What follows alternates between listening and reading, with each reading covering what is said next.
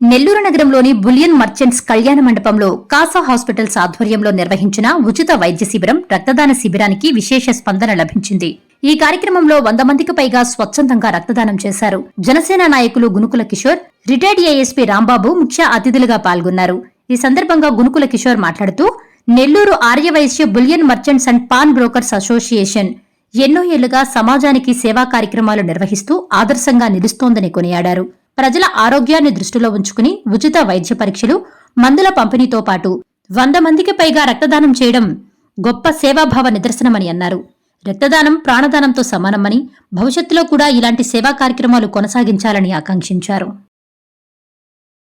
Aryavysya bullion merchants association మరోసారి వారి మంచి మనసును చాటుకున్నారు.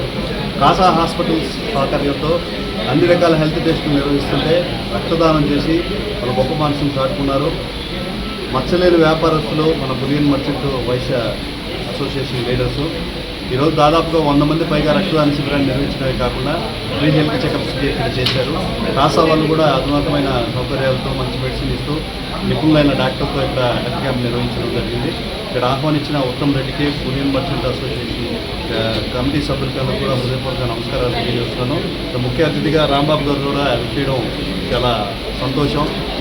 దాదాపు సార్తో దశాబ్దాల సంబంధం ఉంది. క్రమశిక్షణకి మారిపోయారు మా రాంబాబు సార్ గారు.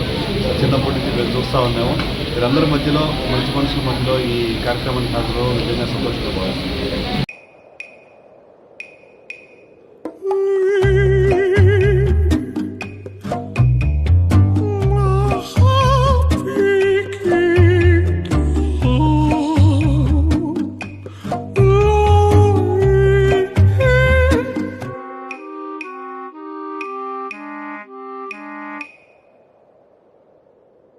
No matter the noise outside, enjoy the quiet inside.